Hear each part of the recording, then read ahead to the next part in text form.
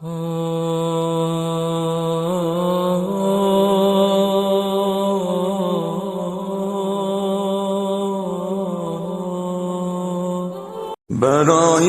عمری من عمرت خزان کردی تو ای مادر، برای جانی من جبه به جان کردی تو ای مادر، برای خنده ای من تا سحر بیدار بنشستی،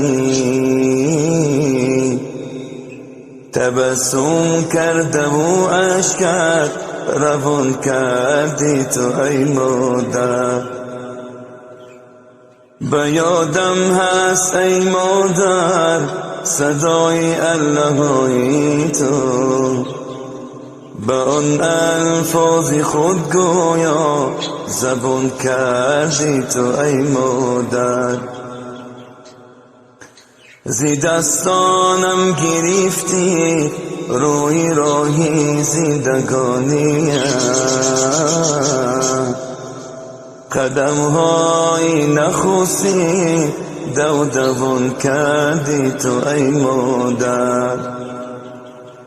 همان آغوش گرم و روی نرم و موی مشکینه، لبی دامان خوش بر من جهان کردی تو ای مادر. زمانی طفلیم بگذشت نرفت بوی شیرت از من، مرا بر قصد این دنیا کلان کردی تو ای مادر. میرفتم من به مکتب بر علم و دانش و اخلاق،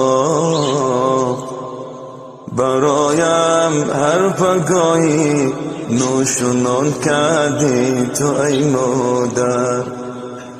تمنا کردی در توی وصالم روزی بارانی، گمان کردم که دنیا را جوان کردی تو ای مادر. بر روزی توی من کردی دعا با دستی لرزانت، دعای نیکی پیری مادران کردی تو ای مادر. شدم وقت پدر خود را گذاشتم چون به جای تو، کنون فهمیدمت آخر چیسان کردی تو ای مادر. غمی فرزند را خوردی سری خود را سفید کردی، بروی مثل موجن عیان کردی تو ای مادر. با آن چشمانی زیبایت بدون که جهان دیدی،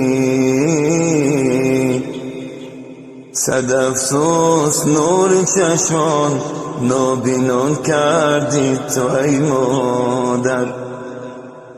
اگر دنیا همین باشد سریشی من چنین باشد، چنان بودی و بر من صد همان کردی تو ای مادر. خدایی مهربان باشد نگهبان مادری پیرم،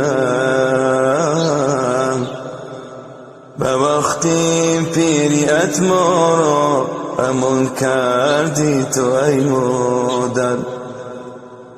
تو هستی قبلگاهی من به عالم تکیه‌گاهی من، جهانی آدمی را جاویدان کردی تو ای مادر. زهی ای مادری پیرم به مثلی چار تدبیرم، برایم هم زمین هم آسمان کردی تو ای مادر، برایم هم زمین هم آسمان کردی تو ای مادر. ای خدا رحمت کن.